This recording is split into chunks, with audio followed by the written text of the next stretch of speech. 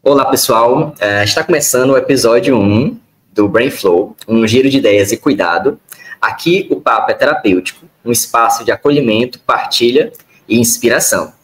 O tema do episódio 1 de estreia é Outubro Rosa, a força da mente para vencer o bom combate. Isso mesmo, gente. E para essa estreia, nós temos convidadas muito especiais. E, gente, para esse primeiro episódio, temos duas convidadas muito especiais, que são elas, Joyce Bezerra, que ela é simplesmente o currículo da gata, cirurgiã dentista, professora universitária, mãe, palestrante, surfista, empreendedora e criadora da ONG e startup Vencendo o Bom Combate. Olha só, gente, que mulher maravilhosa. E também temos Kênia Araújo. A diva é simplesmente especialista em saúde mental e também em prevenção ao suicídio. Possui formação em psico-oncologia, idealizadora e coordenadora do projeto Reviver, que atende gratuitamente pessoas com comportamentos autodestrutivos, com especialista em psicologia no Instituto Médico Legal, no sistema penitenciário e área hospitalar. Atualmente trabalha como psicóloga clínica e psicóloga assistencial no Centro de Especialidade da cidade de Cocal, no Piauí. Então, meninas, depois dessa apresentação, fale um pouquinho de vocês, e um pouquinho do que significa o Outubro Rosa para vocês. Posso começar? Eu queria primeiro, antes de começar a falar, agradecer o convite da equipe da iHealth para compor esse primeiro episódio, né, de podcasts, sequências de entrevistas, de informação. É um privilégio para mim estar aqui com vocês hoje, nessa tarde tão especial, e ainda mais nesse mês, né, tão simbólico, tão importante. E eu gosto muito de frisar isso, que aonde me chamarem, eu vou. Se tiver que falar, né, se tiver uma oportunidade de falar, espaço para fala, eu estou aproveitando, eu quero. E não só por ser mulher, por ser isso que você falou, né, mãe, palestrante, professora, dentista, mas por estar realmente vivendo esse momento, por estar precisando ocupar esse espaço com o paciente oncológico, eu fico muito feliz, né, em estar sendo a porta-voz, momentaneamente, eu espero, né, mas porta-voz, né, de tantas mulheres e de tantas vozes que precisam ser ouvidas e que às vezes não conseguem. Então, para mim é um privilégio estar aqui representando as pacientes oncológicas, e principalmente as pacientes que estão comigo, né, as minhas amigas de jornada, que estão comigo nos meus projetos, e eu espero falar um pouquinho deles aqui para vocês, à medida que a gente for conversando. Muito obrigada. E para mim também é uma honra, né, é uma grande satisfação estar aqui ao lado dessa pessoa incrível, né, já se torna uma amiga, e estar aqui participando desse momento tão significativo, da gente trazer esse olhar ao autocuidado, ao processo de prevenção e ressignificação, né, dentro desse processo que é o tratamento oncológico, mostrar que quanto antes se cuidar, melhor, né, assim, e que há possibilidade, sim, né, de renascer, de ressignificar e de continuar seguindo a vida. Maravilha, gente. Então, né, vocês viram as histórias delas maravilhosas, mulheres incríveis aqui com a gente hoje, para falar sobre esse assunto muito importante, né? E que ainda bem que hoje em dia está ganhando mais voz, né? Está ganhando mais espaço. Bom, então, agradeço novamente, né, por ter aceito o convite e vamos começar falando um pouquinho, né, dessa trajetória de você partir da dor ao propósito que encontraram no meio desse processo, dessa jornada. E a gente começa aqui com uma pergunta, eu vou começar com essa pergunta para a Kênia, a gente abrir esse leque, vamos dizer assim, né, de situações que acontecem. Você trabalha diretamente com o sofrimento humano. Como você vê a importância do apoio psicológico no enfrentamento de diagnósticos como câncer? Então, na verdade, o diagnóstico, a partir do diagnóstico, a partir da suspeita desse diagnóstico, já começa uma mudança, né, dentro desse aspecto interno desse paciente. Então, a partir desse momento, ele começam dúvidas, incertezas, medos, né, e aí eu tomo essa fala, né, como parte escuta, né, não parte que está sentindo o tratamento. Mas o apoio psicológico, ele é extremamente necessário. Quando um paciente entra em contato com o diagnóstico de câncer, ele não entra em contato só com a dor física. Existe uma mudança brusca de comportamento, existe uma mudança brusca de rotina. Nós costumamos chamar que é a dor total. Então, esse paciente, ele entra numa urgência clínica, mas, ao mesmo tempo, existe todo o processo emocional acontecendo ali. E existem processos de perdas, né? Então, não só perdas físicas, né, mas perdas de rotina, perdas de autoimagem, né, então, autoestima, a perda da identidade, da autonomia, muitas vezes. E o processo psicológico, né, o apoio psicológico, ele dá a oportunidade para esse paciente de ser escutado de forma genuína, com as suas dores, com as suas raivas, com as suas incertezas, com as suas angústias. O profissional da psicologia, ele não vai tratar o paciente para que ele trabalhe o tempo todo esse lado positivo dele. Na verdade, a gente escuta essa angústia e acolhe. O que é acolher? Acolher é andar ao lado. Acolher não é eu conseguir me aproximar ou entender exatamente o que o outro está sentindo. Mas acolher é me permitir, me fazer disponível para andar ao lado desse paciente e fazê-lo passar por esses processos, né? Porque são, como a gente fala, né, são processos. Assim como o processo de vida, como todo processo de vida, mas são processos onde esse paciente ele lida o tempo todo com a angústia da vida, né? Então, até quando, né? Até que dia. Então, sempre fica esse sentimento de hipervigilante, né? O tempo todo. O que vai ser daqui para frente? Então, a gente tem que trabalhar, na verdade, todo esse processo emocional através da escuta, através do acolhimento e através da criação, da formação de estratégias, possibilidades. As habilidades, elas precisam ser trazidas para esse contexto. Porque quando a gente escreve as habilidades, a gente percebe a força que esses pacientes têm. Você acaba se deparando com a finitude da vida, né? Você vê, nossa, isso aqui tem fim. Quando você passa por um problema que você ouve nas notícias muita coisa negativa, pessoas que não lidaram tão bem, né? E aí você fala, como será que eu vou lidar com isso? Então, realmente, pode ser devastador para muitas situações, né? Então, contar com a rede de apoio, ela deve ser essencial.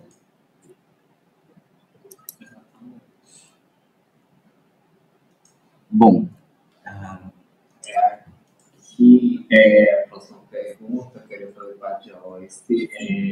Você passou, né, por toda a sua batalha contra o câncer, e você transformou isso numa causa, né, numa batalha, no propósito.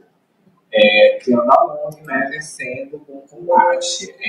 Como surgiu a ONG? Conta-se um pouquinho desse processo, né, do que foi contado para você falar. E como surgiu essa força dentro de você para você fazer a vencendo do combate? Eu vou pegar um pouquinho que a Kenia falou, que fez muito sentido para mim. Uma grande estratégia que a gente tem que ter, né, para a nossa vida, na verdade, não é nem estratégia, mas é um cuidado que a gente tem que ter, é de estar consciente. Né? Às vezes a gente entra tanto no automático que a gente vai perdendo a consciência do que está acontecendo. E aí, quando a gente encara, né, o que a gente é de verdade, quando a gente se conhece, quando a gente sabe o que a gente é, né, quando a gente tem entendimento, né, dos processos que aconteceram no passado, quando a gente já ressignificou. Eu já faço terapia há muitos anos, eu sou uma grande defensora da terapia, dos psicólogos, porque eu já faço isso. Então, eu vejo que essa é uma estratégia, assim, é você estar consciente. Então, quando a gente tem um diagnóstico tão difícil desse, né, de uma doença que pode te matar, ele é um divisor de águas, né? Então, ou você realmente para pensar no que está acontecendo, né? Se toma aquele momento para refletir, para se conhecer, para aprofundar, né? Entendimento de você mesmo, entender todas as fases desse processo, porque existe em todo choque, né? Todo luto, existem fases. E aí, se você não entender o que você sente, se você não se conhece, se você não tem bagagem emocional, né, para passar por essas fases, você acaba se perdendo, se atrapalhando, se isolando e atrasando, né, muitas etapas que vão vir lá na frente. Então, algo que me ajudou 100% nesse momento foi já ter uma bagagem de terapia prévia. Então, eu já sabia como reconhecer algumas emoções, como lidar com algumas emoções. E aí eu não deixei, eu tentei, pelo menos, não deixar o medo me paralisar. Óbvio que eu fiquei com medo. Mas eu fiz do medo, assim, na verdade, um espinhozinho que não me deixou ficar parada. Né? O medo, às vezes, ele é muito traiçoeiro, né? Ou ele te deixa confortável numa zona ali que ninguém pode tocar, ninguém pode pegar, ninguém entra, porque você fica ali escondido por conta do medo. Ou então ele te move para frente, porque você não quer mais viver naquele medo. Então eu fui da segunda opção, né? Eu não deixei o medo ficar me paralisando. Eu fiz tudo que eu fiz com medo. E foi o que aconteceu. Na verdade, eu fui fazendo mesmo com medo. Eu sabia que aquele sentimento era medo. Mas eu não queria ficar só com medo.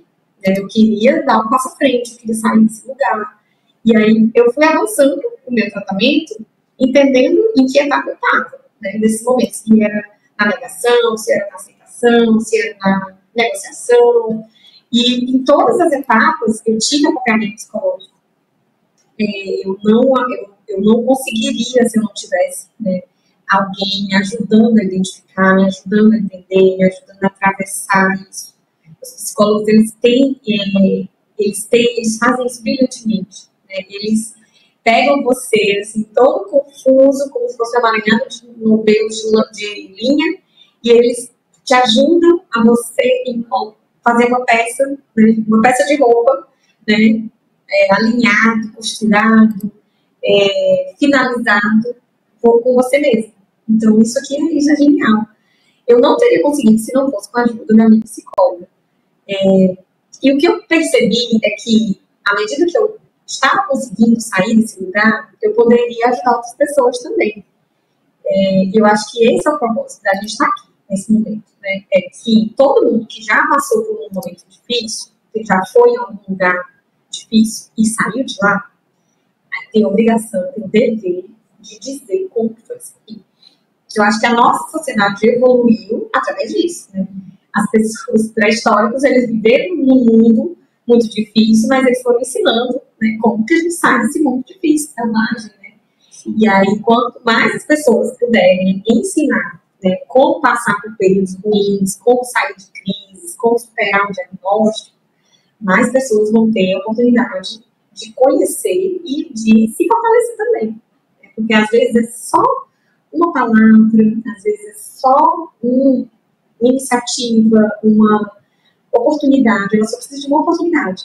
Né? De repente ela não tinha condição de fazer uma terapia, mas se hoje a gente conseguir terapias, né, ou presenciais ou online, para os pacientes, isso seria assim, grandioso.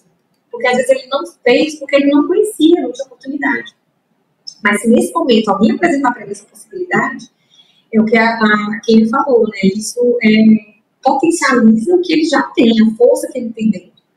Então, eu acho que comigo foi mais ou menos isso. Assim, de tanta terapia que eu já tinha feito antes do diagnóstico, eu consegui, né, organizar, entender os sentimentos e tomar as decisões, né, estar consciente, tomar as decisões mesmo com aquele sentimento ali, às vezes medo, tristeza. Eu fazia tudo que eu tinha que fazer mesmo com aqueles sentimentos. Eu não deixei eles me parar.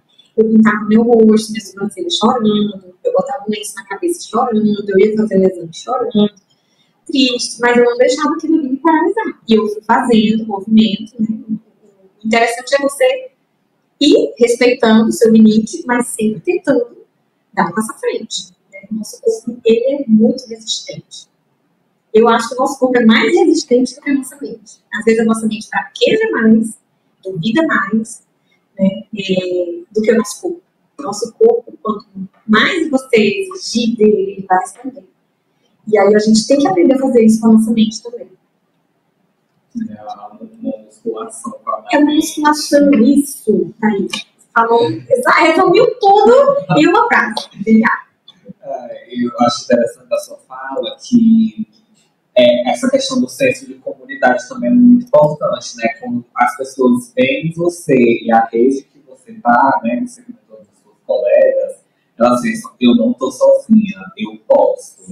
Se ela conseguiu, eu também consigo. Isso aí.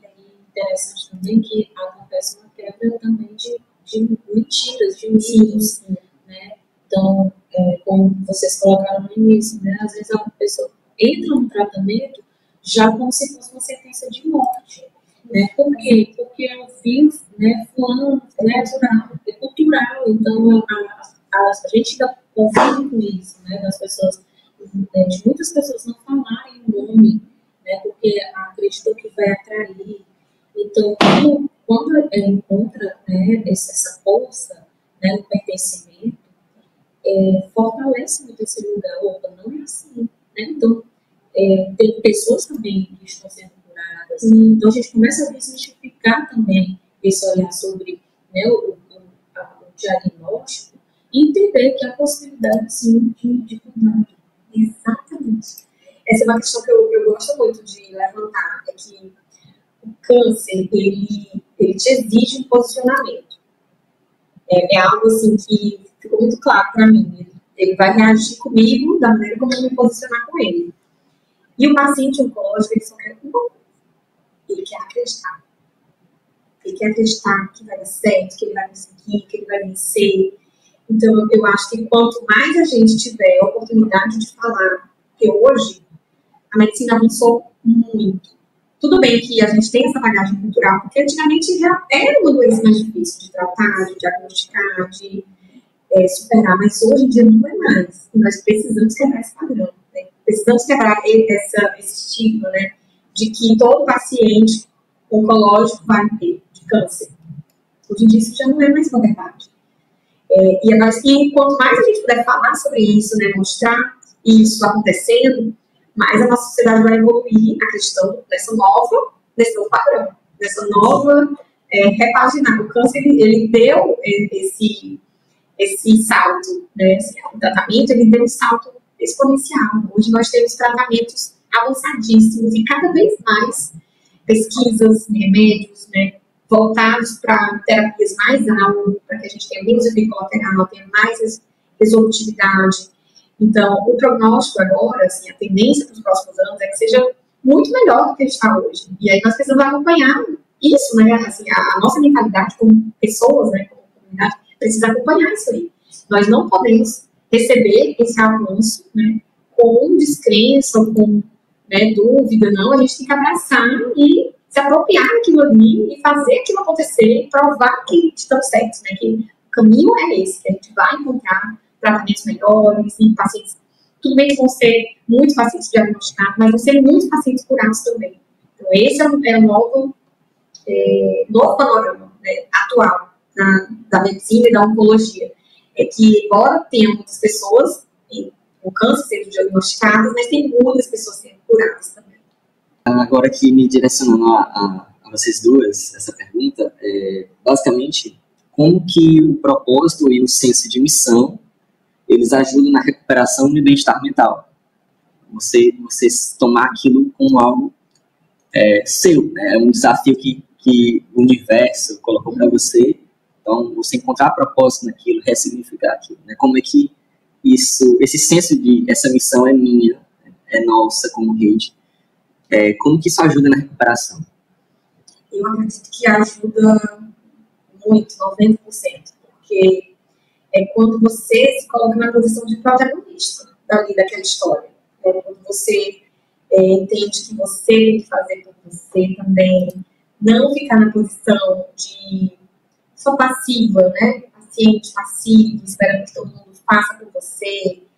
Quando você se apropria, né, da condição mesmo, né, de protagonista, eu vou fazer meu tratamento tá certo, eu vou me esforçar, vou ajudar, vou obedecer os médicos, mas acredito no meu corpo vai responder. Então, quando a gente se apropria, né, da situação como protagonista, eu quero decidir o final dessa história. Então, quando eu me coloco assim nessa posição, eu acho que vem essa roupagem, né, de dever. Assim, é como se eu tivesse esse papel mesmo de mostrar como estou fazendo, está dando certo para mim, eu tenho que mostrar isso para as outras pessoas.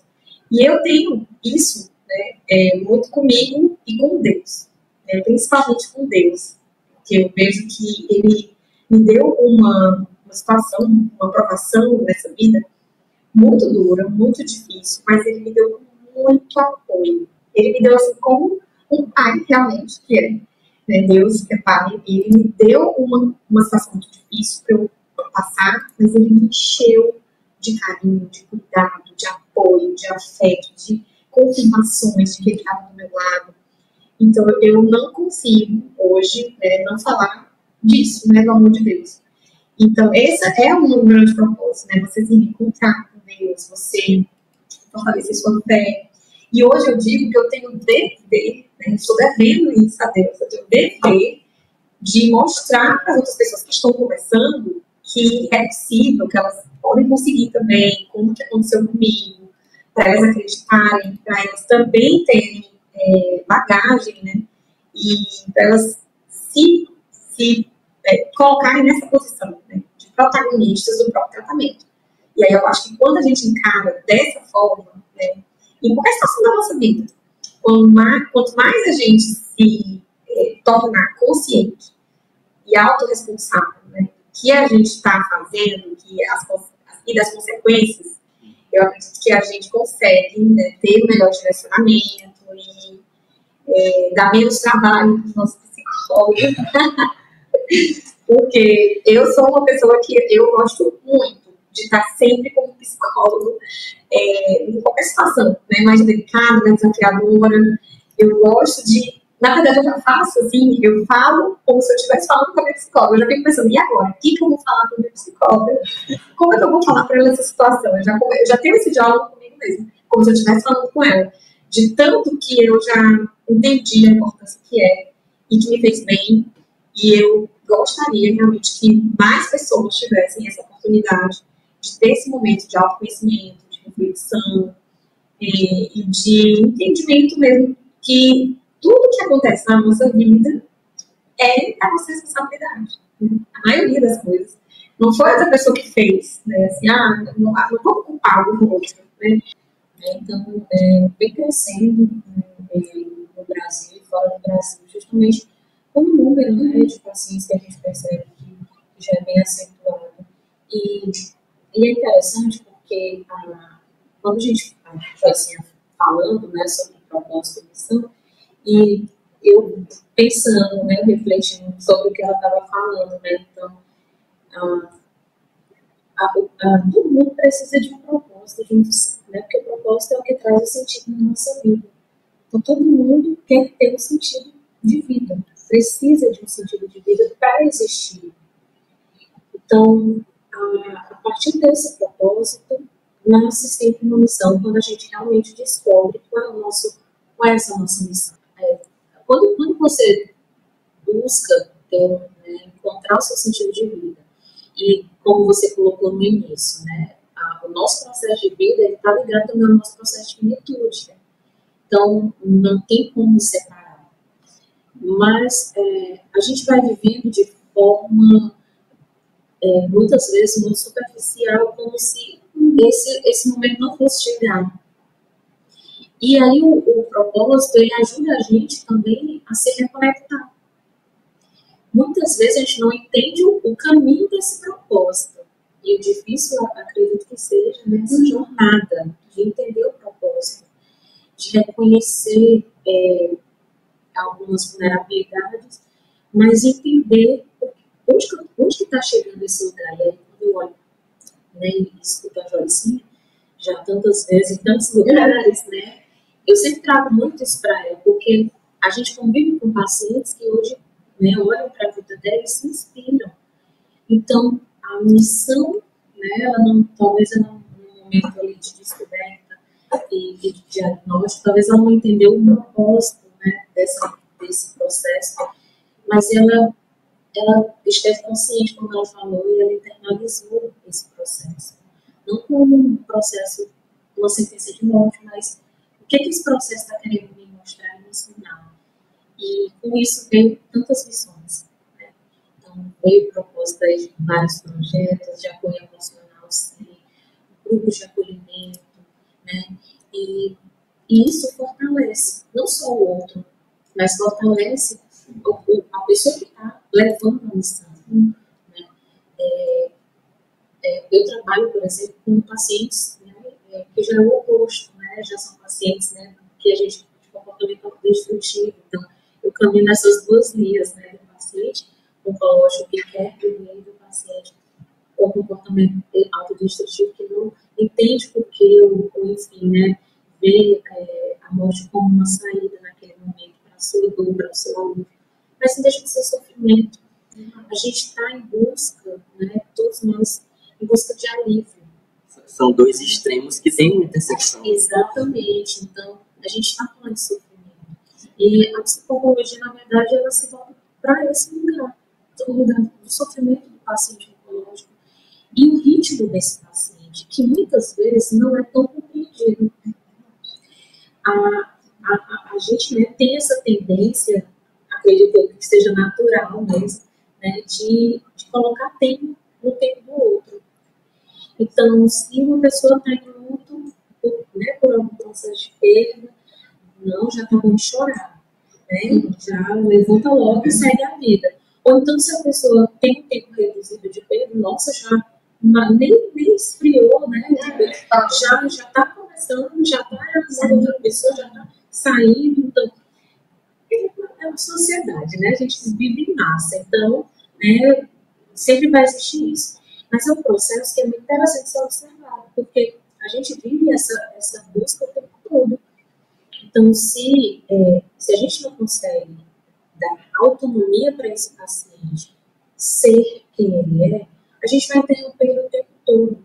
Então, a psicologia ela não trabalha só o paciente, ela trabalha a família também. Às vezes, a familiar, ele também, na verdade, o familiar está inserido totalmente nesse processo. Então, muitas vezes para ele é difícil entender alguns lugares, como, por exemplo, o silêncio. Então, tem pacientes que não falam sobre a sua dor porque não querem preocupar, porque não querem que a família fique Outros ficam um pouco mais agressivos, né? Agredidos, então ficam mais irritados. E aí a família começa a olhar esse lugar como se fosse assim: poxa, eu cuido tão bem dele, eu estou cuidando dele, por que ele me trata assim?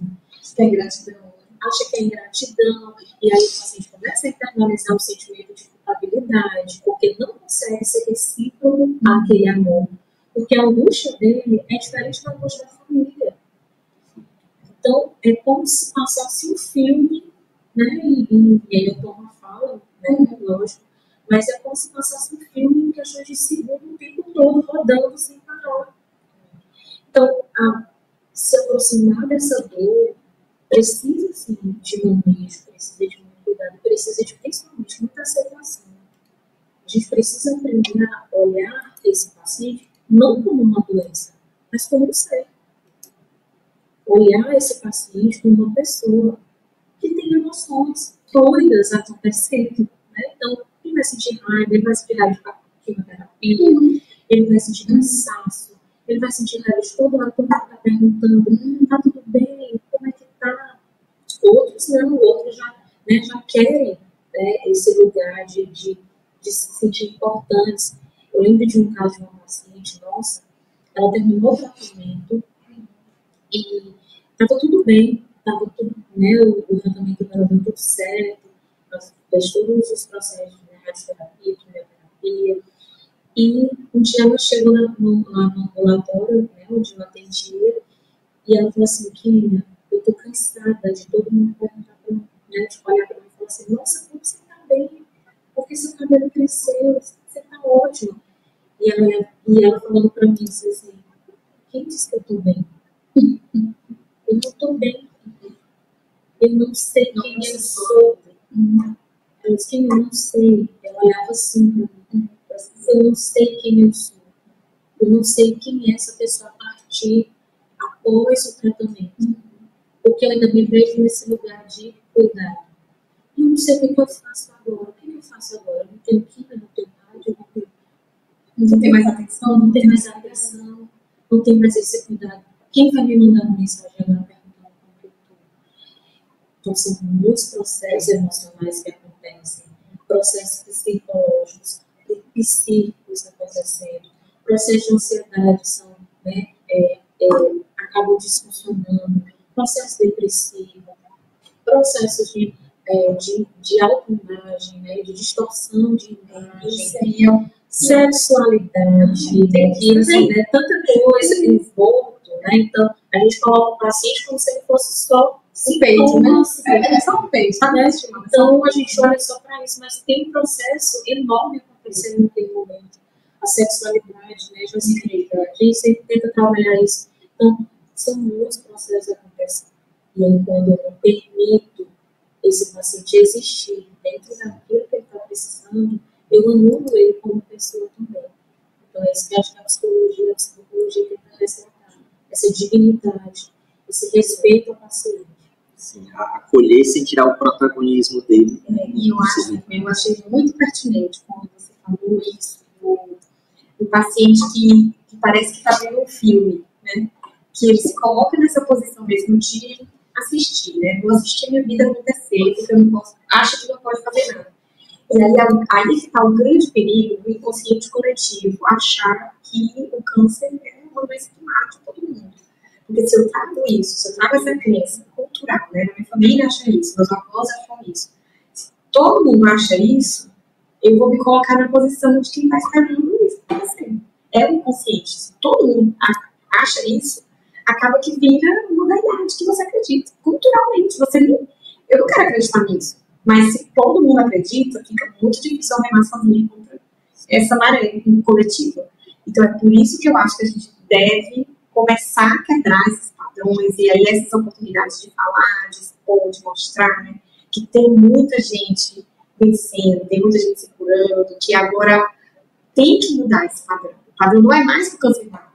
O padrão é que o câncer cura, tem cura. As pessoas continuam, refazem a vida, recomeçam. Eu falo muito isso agora, que não é mais começo, meio e fim. É começo, meio e recomeço. A gente vai recomeçar Não importa quantas vezes. Né? O diagnóstico ele não é uma sentença, né? Ele não é uma sentença. Isso a gente tem que acabar com o nosso coletivo, né? Essa ideia que todo mundo tem cultural de que câncer é uma sentença, um ponto final, não é.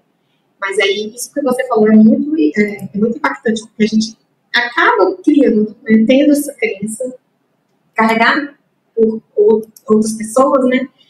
E a gente é muito perigoso colocar nessa posição de que eu vou ver o que vai acontecer. Sim, eu vou ver o que vai acontecer. A minha vida está acontecendo. Sou eu que tenho que decidir, eu tenho responsabilidade sobre ela. E aí, se eu me coloco nessa posição de protagonista, eu não vou assistir o que vai acontecer, eu vou decidir o que vai acontecer. Maravilha, assim, você falou assim, muito também sobre os medos e incertezas nas suas falas, né? Mas indo num aspecto um pouco mais geral, assim, questão de cânceres em geral, você acha assim, que homens são mais difíceis de lidar? Outros públicos, como, até assim, como uma criança também, assim, como você vê a variedade de público em relação ao câncer? Isso aí é um alerta, né, que todo mundo tem que ter, né, porque o câncer é muito democrático. Ele não escolhe, né, não é quem tem mais dinheiro, quem tem menos, quem é mais bonito, quem não é. Ele não escolhe cor, nem religião, nem idade. Então, tem câncer em criança, câncer em idosos. Então, nós temos que começar a nos preparar como sociedade mesmo, né, para acolher todos que vão descobrir. Né. Existem redes de apoio, né, mais específicas para algumas situações. Hoje nós temos associações já, né, de pessoas, né, que tratam leucemia, outros cânceres de órgãos, né, câncer de mama, câncer de próstata, câncer infantil. Então, existem já sedimentações no mundo da oncologia, né? Mas, na verdade, o que a gente precisa fazer é unir realmente, né, esses atores, então, os médicos, né, e principalmente informação. Eu acho que a nossa obrigação como pessoas da saúde, né, é informar, ir nas escolas, ir nos espaços sociais, igrejas, enfim, acho que até mesmo esportes, né, todo lugar que a gente puder, né, a gente deve falar sobre o que acontece, né, são doenças. Assim como outras doenças existem e precisam ser faladas, né, a gente tem que tirar essa imagem de que o câncer é um castigo, de que o câncer é alguma coisa assim, que foi para punir, né, ou então aquela pessoa é meio sortuda, né, e que carrega às vezes até um pouco de misticismo ali, naquela diagnóstico, né, às vezes a pessoa não quer falar a palavra porque parece que tem medo, que se falar vai atrair. Então a gente precisa ir quebrando esses padrões, precisa ir quebrando essas redes, né, que foram costuradas ali há muito tempo, e voltar realmente a falar, a propagar informações, né, informações verdadeiras, informações positivas, e começar a criar, né, desde as crianças, uma sociedade consciente, né, de que existe uma doença, mas que existem tratamentos também, e fortalecer quem tiver com esse diagnóstico. O que a gente tem, o que eu tenho mais proximidade, são com as mulheres, porque como é a minha rede mais próxima, né, eu fiz tratamento com outras mulheres, então eu tive mais contato com mulheres na mesma situação, câncer de mama, então eu não tenho muita proximidade com homens que estão no mundo da oncologia.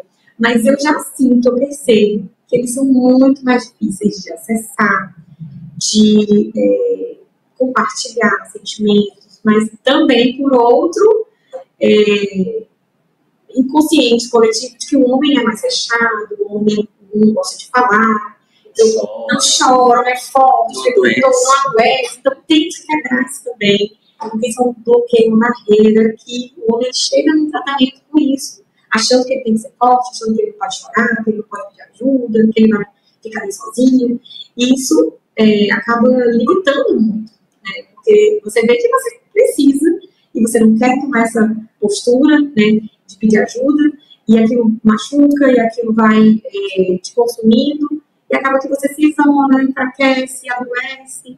e não se posiciona. Então, eu acho que a gente precisa muito fortalecer a rede de informação.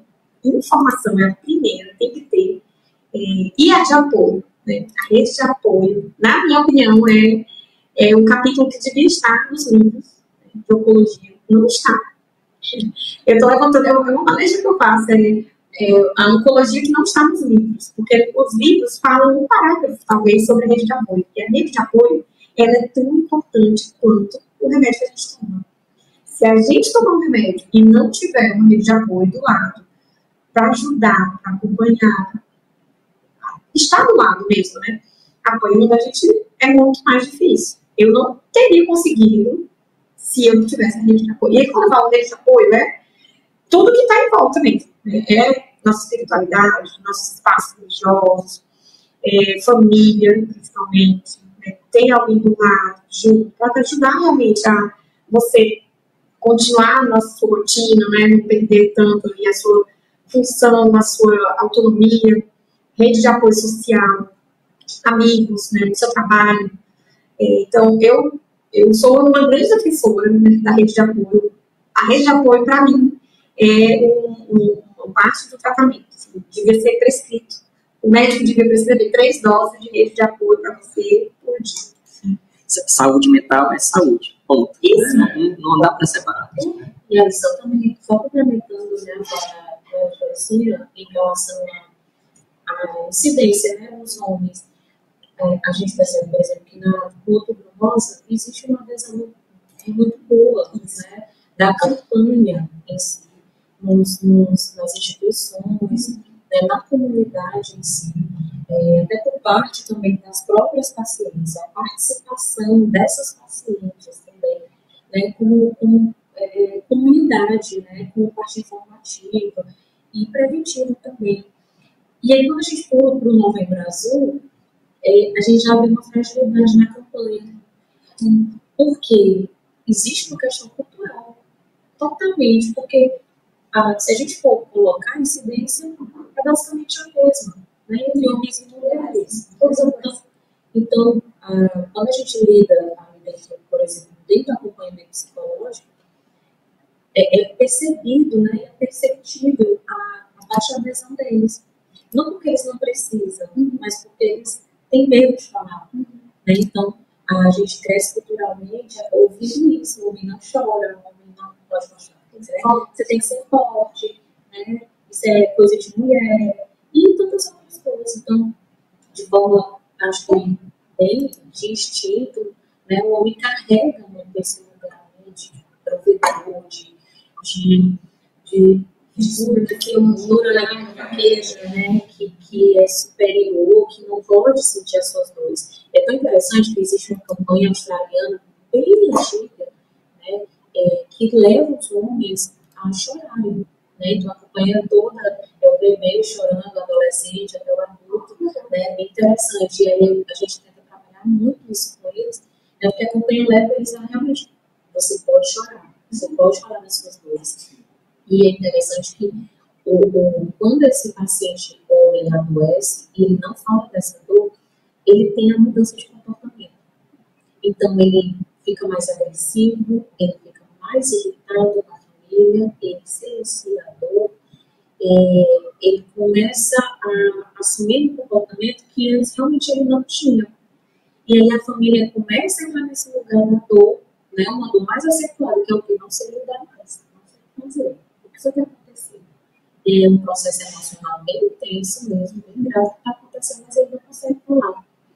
Ou então ele espera, né, sobrecarrega tanto esse papel emocional que de repente ele solta, e aí ele transborda, já está um adoecimento de uma depressão grave, né, ou um processo ansioso já moderado a grave. Então a gente lida muito com esses sintomas, mas realmente existe sim uma dificuldade de lidar. E, como a gente falou também, a gente está aqui fazendo isso, não deixa de ser prevenção. Né? Então, a prevenção é isso, é a informação, é a conscientização, né? É multiplicação dessa informação. Então, a gente está fazendo isso também. Então, que cada vez mais, né, essas campanhas possam realmente ganhar peso, principalmente aí a Nome Brasil, né, que está chegando, então, os nossos dois possam aderir também, né, aos exames, né, de rotina que são necessários, né. É muito bom, assim, a fala de vocês, é muito interessante, né, a questão dos públicos. Eu acho que até é uma questão, assim, de força da mulher, né, porque ela consegue enfrentar essas coisas mais de cara, já que o homem não se permite tanto, né, alguns homens não se permitem tanto. Mas falando dessa parte mais feminina, voltando, né, para a parte mais feminina, eu queria saber de vocês algumas estratégias simples de autocuidado que essas mulheres podem ter, né? Que a gente falou sobre os outros, né? E com ela mesma, assim. Algumas dicas que podem ser úteis aí para as pacientes. Eu adoro isso assim. Eu amo. E eu sempre levanto essa questão em todo lugar que eu vou e que eu preciso falar sobre essa transformação que acontece durante o tratamento oncológico, quando a gente perde o cabelo. Eu gosto muito de falar isso. Quando me chamam para falar sobre beleza e autoestima, é a primeira coisa que eu falo. Não existe autoestima sem autoconhecimento. Autoestima, né, é você se achar bonita. Então, você se achar bonita não pode estar vinculado só a um cabelo, ou um nariz, um pedaço do corpo. Né? Beleza ela é muito ampla. A beleza ela é um substantivo, né, um adjetivo amplo de muitos aspectos. Mas se eu restringir a minha beleza a uma parte do meu corpo, olha como vai ficar frágil, né, esse lugar. Então, se eu conheço, né, se eu me conheço, se eu sei quem eu sou, as minhas potencialidades, né, se eu tenho esse autoconhecimento, essa bagagem, né, de identidade minha, né, eu tenho uma autoridade sobre a minha beleza. Então, eu tenho meu próprio padrão de beleza. Eu não tenho que estar copiando ninguém, nem me comparando com ninguém. Eu acho que a comparação, ela é a mãe de muitas doenças, né? E aí eu sempre me coloco assim, que eu passei por uma transformação, né, involuntária, eu não queria, óbvio, mas eu tive que rapidamente me adaptar, né, àquela situação e de uma forma que eu me orgulhasse daquilo que eu estava vendo, né, que eu me visse no espelho e me reconhecesse. Mas é um exercício muito difícil. Por quê? Porque o nosso olho, né, o nosso cérebro, ele tem uma conexão direta com o nosso olho. A gente entende o que a gente está vendo. Então, se eu estou olhando no espelho, estou vendo uma pessoa careca, sem cílios, sem sobrancelha, com a pele inchada, com a pele manchada, toda inchada, de olheira, é muito óbvio que o meu cérebro vai entender que aquilo é uma pessoa doente. Mas dentro de mim, eu não posso achar isso, né, que eu sou só aquilo. Eu sou aquilo que eu estou vendo. Eu não sou só aquilo. O meu cérebro vai querer que eu entenda aquilo, porque ele está vendo aquilo no espelho. E aí, nessa hora que o paciente para de se olhar no espelho. Quando ele não quer ver aquilo, ele não quer enfrentar essa realidade. E aí, quando o paciente para de se olhar no espelho, ali é muito perigoso. A doença começa a ganhar força. Porque ele vai começar a internalizar que ele é só uma pessoa doente. Ele não consegue se recuperar daquilo. Né? E aí, esse exercício é muito difícil. Se olhar no espelho e ver outra coisa, e ver outra pessoa. Né? Então, se a gente não tiver autoconhecimento, né, de olhar e ver, não, mas eu sou mais do que isso. O que eu posso fazer para ajudar? O que eu posso fazer para melhorar? Eu vou fazer uma maquiagem. Estou sem sobrancelha, estou sem cílio, eu vou botar. Eu vou pintar. Então, pinto sobrancelha, pinto cílio, estou sem cabelo. Boto peruca, boto lenço. Ou então, aceita, é um momento, vai passar. Estou careca por um tempo. Então, tem pessoas que usam, ficam carecas mesmo, que saem carecas sem problema nenhum. Então, o grande exercício é você gostar do que vem. Né? Você se autorizar. Aquilo sou eu mesmo e eu vou aceitar aquilo ali, eu vou sair desse lugar mais orgulhosa de mim mesma, vou fazer algo para gostar do que está acontecendo, do que eu estou vendo. E aí, o que eu fiz, no meu caso, fui fazer um curso de maquiagem, porque eu não sabia me maquiar, então chamei uma maquiadora. Na verdade, eu ganhei curso de maquiagem, ela foi na minha casa, eu estava careca, tinha acabado de raspar a cabeça, ela me maquiou, colocou cílios, colocou sobrancelha, eu coloquei um lenço. Então, ali eu já consegui reconfigurar aquele aspecto, né, doente, triste, né? E aí aquilo me levantou, e aí depois eu só tive o trabalho de não deixar mais essa peteca cair. Então, toda hora que eu reinventava, botava um lenço diferente, fazia uma marcação diferente, comprei perucas, E comecei a usar também. Aí chegou um momento que eu pensei a pensar, já que tá assim, ficar um pouco mais divertido, né? Comprei tudo colorida, comecei a usar roupas que eu não usava atualmente. Então eu fui testando e fui me permitindo, né, conhecer e descobrir uma nova pessoa. Né? Então, esse trabalho, né, mental, eu tenho certeza que só foi possível porque eu já tinha uma bagagem de autoconhecimento, que a psicologia me deu. Mas nem todo mundo teve essa oportunidade de fazer terapia, né, antes de um adoecimento, já começa a fazer terapia durante o processo. E aí, para você se conectar com quem você era no passado, né, você se descobrir agora no momento de um desafio desse, é muito mais difícil.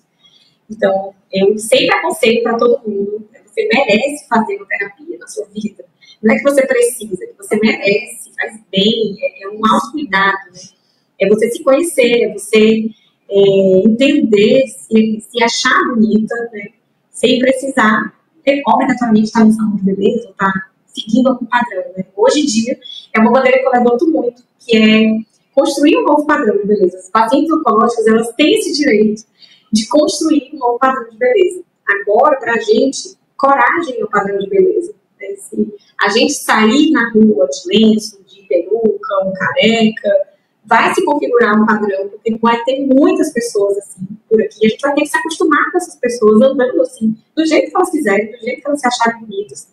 E a gente vai começar a entender que a coragem também pode ser um novo padrão de beleza. Sim, é aquilo, né? É isso. Pelo que passou, né? A régua você coloca lá em cima. Isso mesmo. Pelo que foi passado. Eu não sou só peito, eu não sou só cabelo. Eu sou uma pessoa muito completa, de outras possibilidades. Então a gente tem que gostar disso. Eu acho muito interessante, assim, essas falas. E é bom que também tá tendo tecnologias para isso, né? Perucas feitas só para isso, né? E até as tecnologias das perucas melhorando, né? De desenhar as leis. Eu tenho a micropigmentação, de sobrancelha, né? Então, hoje, e nós já temos aqui, né? Temos Uma parceira do nosso projeto que devolve, né, para essa paciente esse sentido, né? E é muito interessante, por isso que eu sempre falo muito da questão do ritmo desse paciente, porque não é toda paciente de câncer de mama que vai ter a mesma percepção, né? Ou vai ter as mesmas necessidades. Então, a Joicinha, ela conseguiu brincar, né, digamos assim, todos esses lugares. Então, às vezes eu via, né, vídeo dela e ela já estava com a peruca rosa, né, e já estava com a peruca loura, e aí eu falava assim, né, olhava e falava, eu tô me amando loira, né, mas aí de repente eu também já via ela mostrando as fotos do processo dela, né, de perda de cabelo. Então, é muito interessante quando você consegue fazer esse mergulho para dentro, né? Porque não é fácil. E se eu imagino, né? E se eu mergulhar e não quiser sair, né? E se eu mergulhar e não gostar do que eu estou fazendo, né? E aí, como é que será que eu vou ter força para sair desse lugar? Então, às vezes, a fase da negação, ela acontece, por exemplo, não quero olhar no espelho, porque eu não sei se eu tenho, nesse consciente, não sei se eu tenho uma habilidade para sair desse lugar. Mas, né, aí eu volto para a minha abordagem, né, o humanismo. Mas assim, nós acreditamos que nós temos um potencial criativo, que faz com que a gente renasça, a gente se reencontre. Eu sempre, todas as pacientes que eu acompanho, eu sempre pensava muito nisso. Ninguém volta a ser quem era. Na verdade, elas se descobrem, né, numa força, num processo de ajustamento tão forte, tão potente, que muitas, né, falam assim, eu nem imaginava que eu seria capaz de enfrentar, né, como eu estou enfrentando. Então, é muito interessante, porque a gente consegue renascer. E essa parte da autoestima, ela é muito importante. E aí, dentro dessas estratégias, nós somos para também o autocuidado, então, proporcionar esses momentos, né, de contato mesmo. Então, mesmo sem gostar, mesmo sem querer, mesmo com medo, eu vou, né? Então, é assim que a gente muda o ciclo, é assim que a gente mexe no ambiente que a gente está inserido. E fazer pequenos cuidados. Então, às vezes, tomar um banho relaxante, né, ouvindo uma música, se conectando, né, talvez com esse processo da própria espiritualidade, fazendo yoga, fazendo acupuntura, né, então, atividades leves, né, como caminhada, tudo permitido pelo seu médico. Fazer dança, né, então, já assim, né, A gente está fazendo surf. Então, assim, mostra esse empoderamento. Que não se, na verdade, ele não deixou de existir. Ele só está perdido.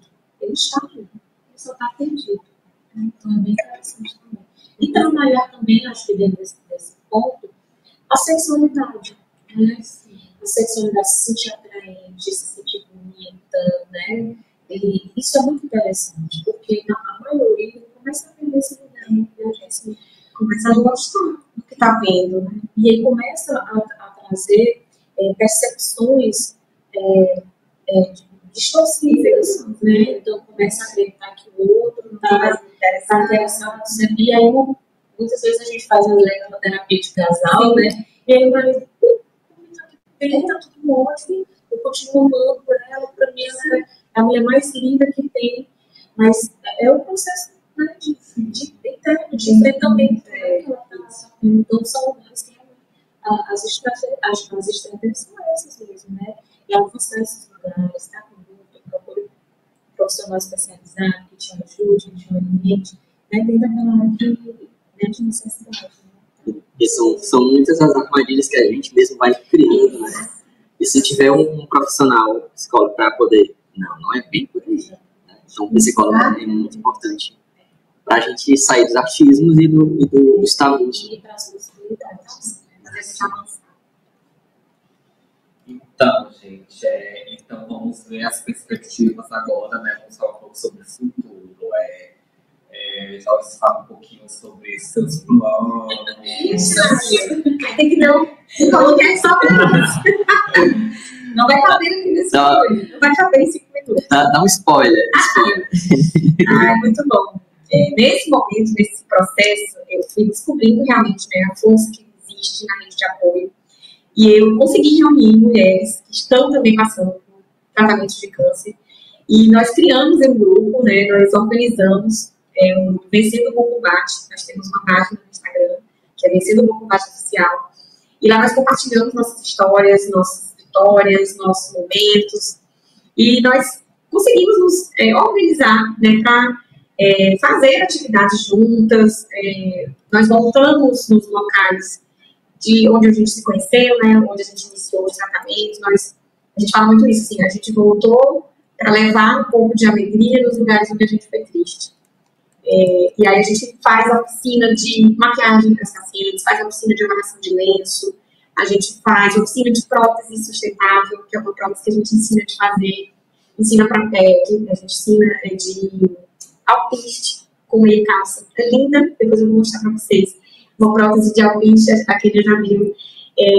Para quem não tem condição de refazer a mama com silicone e não se adaptou ao sutiã de enchimento, porque o sutiã de enchimento é uma esponja, então às vezes não adapta tão bem, não fica o mesmo peso, fica desconfortável. Então a prótese de alpiste, ela fica do tamanho que você quiser, porque você molda do tamanho que você quer. Ela tem a textura parecida com a do peito, tamanho, formato, tem até o bico do peito, a gente consegue fazer até o bico do peito. Ela coloca no sutiã e ela fica com a segurança, né? Fica anatômico, fica na blusa, assim, um formato mais bonito. Até o peso, né, melhora na postura. Então, nós fazemos essas oficinas, nós nos unimos, né, fazer grupo de corrida, grupo de surf, nós temos parcerias, como a Kênia falou, né, de micropigmentação. Então, a paciente oncológica aqui em Paraíba, ela já tem esse suporte de fazer micropigmentação de areola, se ela perdeu, ela pode fazer de volta, de graça. E aí eu estou indo, hoje eu sou a maior pedinte que existe nessa cidade. Eu vou pedindo para todo mundo. Na hora que eu vejo uma publi, né? Aqui nós apoiamos o Outubro Rosa. Eu acho ótimo, já vou lá. Então, e aí, me conta, como que você apoia o Outubro Rosa? O que você faz para os pacientes? Eu tenho um grupo aqui de amigas, nós somos tratamento, o que você vai fazer para a gente? O que você pode fazer? Tem uma promoção, tem um desconto, tem alguma coisa que você quer dar para a gente? Eu já vou falando assim. E eu consegui muita gente para ajudar. Tem um salão de beleza agora, parceria com o salão de beleza. Nós estamos criando um projeto chamado Dia C, que é o Dia de Ficar Careca, para que nenhuma mulher que passe por esse momento, né, passe com tanto sofrimento, tanto peso, né, nesse dia o salão de beleza vai abrir exclusivamente para a paciente, ela pode levar a família, e ela vai fazer essa transformação, né, que é muito sofrida, é um divisor de águas, vai cortar ou raspar o cabelo, né, num ambiente mais acolhedor, mais restrito, não vai ter aquelas mulheres lindas saindo de lá com os cabelos assim, escovadíssimos, né, do lado para olhar, porque isso foi um problema que eu passei, eu não consegui fazer isso no salão de beleza, porque para mim era muito contraditório, eu ir para um salão de beleza e sair mais feia do que eu entrei, porque eu ia sair de lá careca, chorando, rasgada, então... A lembrança mais recente era você de cabelo. Como eu ia lá de cabelo e sair sem cabelo, então para mim não deu. Eu não consegui ir no salão de beleza raspar, mas quem não consegue também, por medo, ou por não ter condição, acaba fazendo em casa e pode se machucar. Usa uma gilete, usa alguma máquina sem saber, então é perigoso até nesse ponto. E aí nós conseguimos a parceria com 2 salões de beleza, e eles vão fazer esse atendimento, e nesse dia a gente vai lá no nosso grupo para maquiar essa mulher, e ela vai sair de lá de lenço na cabeça. Nós temos doações, pessoas que doam, né, os lenços, e aí esse dia C, não vai ser mais aquele dia tão pesado, porque é realmente pesado, mas vai ser pelo menos bem acolhido, né, e ressignificado, né, naquele momento que ela vai sair de lá maquiada, de lenço na cabeça, passou pelo processo, mas passou com alguém do lado. Assim. Não está só. Não está só, não vai ficar escondida no cantinho do quarto, porque não tem apoio, mas aqui vai ter. Então, são tantos projetos, e aí, estou com projetos com academia, né, agora eu vou passar para a etapa da academia, de fazer atividade física, botar elas para fazer musculação, ou então outra atividade que elas gostem. Estou desenvolvendo uma startup, uma startup para pacientes oncológicos que vai criar um mundo virtual de oncologia para conectar pacientes, profissionais, redes de apoio, empresas, privadas, ONGs, apoio jurídico. Então, vai ser, ainda está sendo desenhada, né, uma startup para os pacientes oncológicos. Temos uma exposição de fotos de mulheres carecas, que eu estava falando antes. Nós conseguimos reunir 9 mulheres nesse momento de tratamento, né, que estão carecas, e elas se aceitaram fotografar, né, são maquiadas, fotografadas. É lindo, se chama Rosas do Deserto, o nome da exposição, para a gente reforçar essa quebra de padrão, né, de beleza, que a beleza é restrita a uma forma ou uma ideia, né, a gente está querendo construir essa ideia de que coragem também é um padrão de beleza. Então, as fotos são lindas, mulheres lindas, femininas, né, sensuais, e muitos outros projetos, assim, né? Albufeira, tem Albufeira. Muitas são as fronteiras que têm que ser rompidas, né? A gente só precisa de uma oportunidade, eu só preciso de um microfone, se me der, eu falo a noite toda. E aí tem uma feira que a gente organiza também para mostrar tudo que está acontecendo aqui no nosso lugar, né, de paciente oncológico. Então, é uma feira de oportunidade, saúde, bem-estar e empoderamento para pacientes oncológicos, que lá elas recebem mentorias do SEBRAE, de consultorias de microempresas, algumas foram demitidas, outras querem se reposicionar no mercado de trabalho, então elas têm a oportunidade de mostrar o que elas fazem, o que elas vendem, temos roda de conversa na feira, que mais? Estou tentando formar o primeiro grupo de remadoras sobreviventes do câncer de mama, que é um grupo que já existe em vários estados do Brasil, aqui no Rio ainda não tem, e eu já estou pensando em trazer, porque o movimento de remar, a remada, ela é uma fisioterapia, né, para gente que perdeu ou a mama ou fez esvaziamento axilar, que foi o meu caso. A gente precisa ter movimentos coordenados, né, de movimentação de articulação de ombro e de peitoral. E a remada é comprovadamente um exercício que facilita, que melhora. Então, alguns grupos já se organizaram para fazer grupo de remada de pacientes, né, sobreviventes do câncer de mama. E aqui não tem, mas vai ter, eu já estou tentando colocar. Acho que é do surf, temos a turma de surf. Eu fico só Fizemos um aulão de surf, botamos 5 pacientes oncológicos para surfar, com parceria com a escola, Vem Ser Surfista. E agora, dia 1º, no próximo sábado, já tem mais um aulão. E junto vai o projeto de fisioterapia da UFDPAR. Então, nesse dia, vai juntar as pacientes oncológicas, o projeto de fisioterapia da UFPPAR, que é o Oncolotos, as pacientes estão em atendimento lá também na fisioterapia, e as professoras vão para fazer alongamento, para fazer atividades, né, de reconhecimento corporal, reposturamento postural, não sei se é assim que fala, acompanhar a aula de surf e passar todas as informações, né, de situações que possam acontecer, né, caso a gente não alongue bem o corpo, extensões musculares e tudo, para acompanhar o movimento e a execução do movimento. Então, são muitos projetos.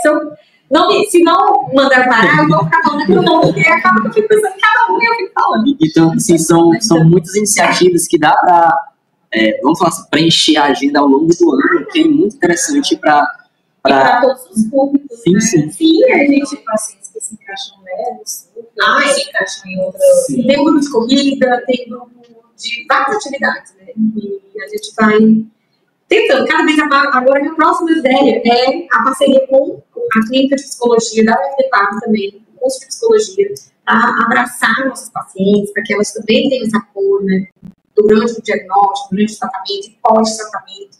Ainda não temos, eu não tinha ainda pensado nessa possibilidade, mas agora já estou pensando em ir lá na UFPPAR, falar com o coordenador do curso de psicologia para ver como que ele consegue acolher esses pacientes. Então, acaba que o câncer, ele encerra uma etapa na sua vida, né? Ele faz você virar uma página, mas tem uma outra limpa para você escrever. Dá um livro. Dá um livro na sua vida. O câncer é só mais um capítulo, né, na verdade. Então, o capítulo que a gente vai passando, ele encerra antes, né? O câncer ele vira a página do antes, e aí você vai escrevendo depois. Então, para mim, ele está sendo escrito agora, nesse momento, ele está me dando muitas possibilidades, ele está me dando uma folha em branco. Então, eu decido o que eu vou colocar ali. Muito, assim, porque dá a impressão que a mulher faz tanta coisa. Pois é, Mas é isso, assim, e essa que você está falando, o que é vencer? Vencer é estar vivo, eu acho, né? O que é vencer? Olha, esse é o sentido, né? E eles estão hoje, então, eu acredito que a Joicinha, todos esses projetos, na verdade, fazem sentido, né? É o que está dentro. Então, eles fluem com facilidade porque é o que faz sentido, né? Então, é natural, flui de forma natural. Até a forma como falar, como apresentar, como sentir, né? Então, ela fala, eu, pelo menos, quando ela fala do surf, eu fico com vontade de estar lá, né? Hoje eu queria estar muito, né? Eu sou fã. Ele é bem interessante, porque trazendo, né, para a temática, assim, parece que a gente está falando, né, sobre sofrimento, sobre dor, e a gente falou sobre vida o tempo todo, né? Então, se a gente fala para pensar, né, nós falamos sobre vida. Então, tudo depende da nossa visão, da nossa perspectiva. Então, a gente tem essas coisas. Ninguém pode escolher o sofrimento.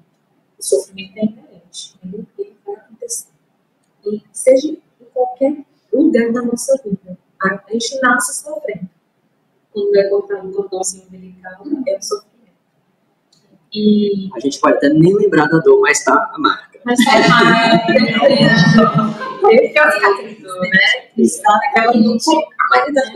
Exatamente. Então, o sofrimento, ele não é, a gente vai sofrer. Mas o que eu vou fazer com isso? Como que eu vou transformar isso? Isso também é uma escolha. Eu posso escolher viver mergulhada no sofrimento, mas eu posso escolher entender o que eu posso aprender com esse sofrimento. E aí a vida da Joicinha, né, nos mostra as possibilidades de vida. Que conquistou o sofrimento, para plantar essa semente também em outras pessoas, né, e em outros lugares. Então, vencer o bom combate, hoje a gente poderia falar que seria transformar essa batalha pessoal em uma causa coletiva. A gente poderia não sintetizar, não seria interessante para potência, mas assim, é uma forma de todas as ações que tu mencionaste aí. Eu vejo isso como aquilo que eu sofri, mas eu quero propiciar que outros vão passar por isso, mas que sofram menos. Né? Eu estou aqui com eles, né? Eu estou passando, não estou só. Né? Mas eu acho que hoje, o conforto que a gente tem hoje, né, na nossa vida, na nossa sociedade, foi de alguém que sofreu antes e mostrou pra gente como que é. A gente não sofre tanto. A gente não sofre tanto. Então, o que a gente está fazendo aqui é contribuindo para a evolução da nossa geração. Né? Assim, a esperança, né? A esperança. Assim, fazendo o que fizeram com a gente. Então, hoje nós temos uma situação confortável, porque algumas pessoas já passaram por sofrimentos e mostraram pra gente que a gente não precisaria passar. Então, nós estamos continuando esse movimento de mostrar para as próximas gerações que é possível passar por aquilo ali, por menos sofrimentos. E vencer, estar vivo, né, já é uma grande vitória. Nossa vida é uma dádiva, um presente, uma bênção. E tem muitos pacientes oncológicos que eles não gostam assim, dessa comparação, né, de vencer, eles não gostam de dizer isso, né, que ele não está brigando com o câncer, isso não é uma batalha, que você não vai ganhar. Porque quando é uma briga, né, um ganha e o outro perde. Então, tem muitos pacientes que não se identificam, né, com essa postura. Mas eu já me identifico, eu já me identifiquei. Assim, eu entrei realmente com esse entendimento de que tinha alguém que queria me matar. A nível biológico, a briga está acontecendo, Alguém de fato. Dentro de mim, que eu não vejo, não sei, mas está tentando me matar, vai tentar me matar. Então, eu quero entrar nisso aqui para vencer, para ganhar. E eu vou lutar realmente com o que eu não tenho invisível, mas eu vou lutar para eu sair vitoriosa. Eu quero esse título, né, essa posição. E eu penso assim, que mesmo quando o paciente morre, o câncer também perde. Sim. Ninguém ganha. Tá? Se a paciente morre, o câncer também perde. Então, nós temos que tomar essa postura de que nós queremos vencer, nós vamos vencer. Nós somos vencedores. E aí, vencer o bom combate, esse nome veio de uma inspiração da Bíblia também, né? Porque é uma carta de Paulo a Timóteo. E nessa carta ele fala bastante isso, né? Combate o bom combate da fé. E aí, quando eu li, eu entendi que a gente entra, às vezes, em muitas lutas desnecessárias, né, na nossa vida. A gente trava algumas lutas, né, que não são tão importantes. A gente quer ter razão, a gente quer ter as coisas melhores, quer se comparar muito. Então, a gente acaba entrando em lutas, em combates, né, que não são os mais importantes. E aí, esse combate, né, que é da nossa vida, né, é um combate da esperança mesmo, da fé. Eu acho que esse é o bom, né? É o bom combate. Então, eu quero vencer esse combate. Eu quero ter essa história para contar para minha filha, para os meus netos, que eu travei esse combate da fé e eu venci. Né? Eu me agarrei em Deus, tive esperança, tive força, coragem, e que no final eu consegui sair vitoriosa. Então, eu gosto desse título, né, de guerreira, assim, até na Bíblia tem isso. Se você for ler a Bíblia, ela é cheia de guerra, cheia de batalha. A vida lá na Bíblia não é só de mar de rosas. Ninguém lá na Bíblia está lá falando que a vida é super tranquila, super mar de rosas, que você só vai ter flores e sombra e água fresca. Não tem isso na Bíblia. A Bíblia é um livro de batalhas. Na nossa vida a gente vai ter algumas batalhas. E se for para entrar numa batalha, eu quero entrar, né, combatendo o combate da fé, acreditando, tendo esperança, que eu vou vencer. Como parece que eu estava adivinhando que tu ia ensinar isso. E eu coloquei exatamente isso, né? A vitória é o paciente encontrar bem-estar emocional, coragem, independentemente do resultado. Né? Até mesmo quando o câncer vence, porque ele nunca vence, o câncer também se vai. Sim, né? Ele não toma a vida da pessoa. A pessoa deixa existir, o câncer continua existindo, não faz sentido. Né? Realmente, a vitória vem para quem luta, né? E as pessoas... Estar vivo, estar aqui, né? É uma vitória. Eu li certa vez que às vezes as pessoas, elas, em relação à atenção, né, às vezes elas querem mais ser ouvidas do que as suas reivindicações sejam atendidas, né? Então, às vezes o simples fato de dar atenção a alguém já como é que eu posso dizer, curador, né? Assim, porque escutar, na verdade, está cada vez mais difícil, né? Então, a gente tem dificuldade de escutar, e não é toda escuta realmente que há na vida, porque existe a escuta comparativa, né? Não é a escuta genuína. Então, é muito bom quando você consegue. Tem pacientes, por exemplo, que ele entende que ele falar não vai curar o câncer, mas vai curar o lugar de dor, assim, né? A dor emocional.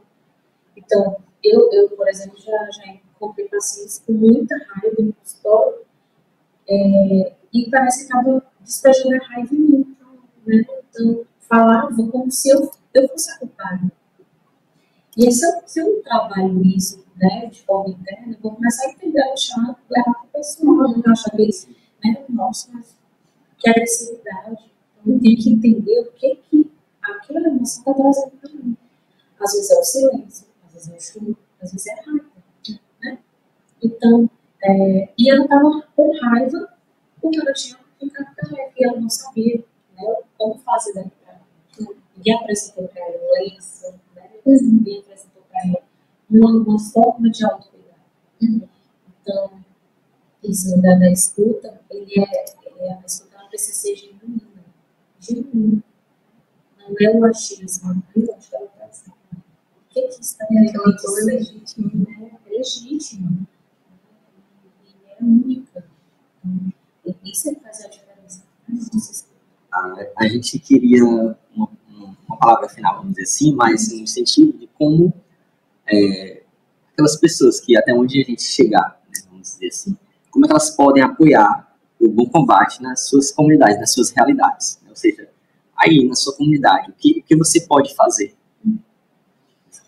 Eu acho que estar presente, né? Assim, você se doar, e aí eu não nem falo de nada material, né? Assim, não precisa ser dinheiro, não precisa ser nada, mas você estando presente, né, naquele momento difícil, naquela situação desafiadora, né, com aquela pessoa que está precisando, nisso você está apoiando, né? Você está perto, né? Você se fazer presente ali, dizer, olha, independente do que aconteça, eu estou aqui do seu lado, eu posso me acompanhar, se você quiser que eu vá. Você vai encontrar em mim, assim, esse ponto seguro, né? Você não vai estar sozinho, se precisar para qualquer situação, conta comigo. Então, quando você se coloca nessa posição, né, de servir o outro, porque eu não vejo nada que mais parecido com o que Jesus fez pra gente do que isso. Ele veio para servir. Então, quando você se coloca nessa posição de servir, ajudar, né, o próximo, sem nada em troca, sem receber nada em troca, eu acho que esse já é o primeiro ponto, assim, para você apoiar, né, assim, aquela pessoa, aquela comunidade, para ela avançar, evoluir, né, servir. Eu vejo muito isso, que hoje eu tenho um dever. Eu devo isso a Deus, né? Ele me tirou de um lugar muito difícil. E eu preciso fazer isso para ele, né? Porque eu não teria conseguido mesmo se não fosse tanta ajuda. Eu estou muitas pessoas, muitos anjos. E graças a ele eu estou bem, me recuperando. Tenho mais 2 anos de tratamento. Eu estou fazendo tratamento, mas estou em remissão. Não tem mais nenhuma célula cancerígena no meu corpo. Não vai ter nunca mais. Profetizo. E daqui a 2 anos eu vou voltar aqui para dizer que acabou o tratamento, estou curada, em nome de Jesus. E eu acho que assim, começando assim, né, servindo a sua comunidade, eu acho que você já é uma grande ajuda para que as pessoas que estejam precisando comecem a ser, lógico, bem acertado, já desenvolvendo aí o autocuidado de atividades físicas, né, ou que gosta de malhar, mas existe também um povo que existe uma massa também que tem medo de fazer exames, né, que mulheres, por exemplo, de 40 anos, né, já assim, acreditam, não vou fazer porque eu tenho 40 anos, né, então, hoje a gente não tem mais como avaliar esse lugar só por uma questão de genética, né, histórico, familiar. Então, a gente já vê um outro quadro muito acentuado, mulheres jovens. Então, ter esse olhar, por exemplo, né, informativo, da prevenção, né, dessa propagação mesmo, né, do autocuidado. Gente, vamos se cuidar, né? As mulheres que demoram a fazer seus exames, ou que demoram, né, tem medo. Então, isso desbloquear o medo. A comunidade, né, como a Joyce aí juntando, né, complementando a fala dela, eu estou aqui, vamos lá, né, vamos, mas eu quero medo, não, eu quero você, vamos lá. Porque, querendo ou não, gente, já saiu essa estatística, né, de um quadro bem elevado de números, mais pessoas para esse ano, né? Então, o que nos leva a pensar justamente a não procura, né? Então, a procura tardia, né, por esse lugar. Então, se a gente conseguir mudar esse lugar, eu acho que a gente já tem passado bastante. gente. Eu fico até meio emocionado, meio triste, porque é o meio da nossa conversa. Mas esse foi o nosso primeiro episódio do Brain Flow, uma iniciativa da iHealth, com as nossas convidadas maravilhosas. E até a próxima, galera. Tchau.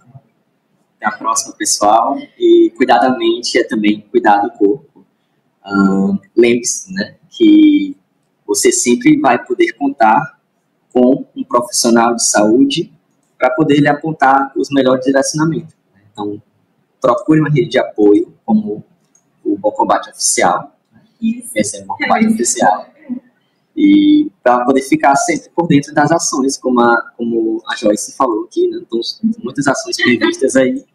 Se engajem em alguma delas, né? Apoiem todas, certo? E a gente agradece mais uma vez o aceite de vocês. Muito agradável estar aqui com vocês. Muito obrigada por essa oportunidade, por esse espaço, esse local.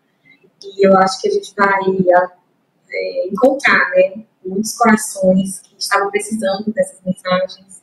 Graças a vocês, eles vão conseguir ouvir. E contem comigo, para qualquer outro tipo de ação. Se quiserem ser nossos parceiros, a gente quer também. Eu só pedindo parceria aqui, já quero network aqui também. Então, eu fico aqui muito feliz e fico à disposição para futuras atividades, o que vocês precisarem das pacientes oncológicas, nós estamos aqui no ponto. E eu também, né, faço das Joyce as minhas, né? Agradeço pela oportunidade, pela sinceridade, né, dessa tarde, desse momento tão significativo. Eu tenho certeza que quando a gente fala sobre vida, a gente traz mais vida também para a gente. Sim. Então, eu tenho certeza que não só todo mundo que vai estar assistindo, mas a gente também vai saber de uma forma diferente. Né? Hoje bem significativa, né? Assim, sempre ressignificando os nossos processos de dores. A gente falou de vida, né? E realmente deu para sentir muita vida aqui nesse papo. Muito obrigado.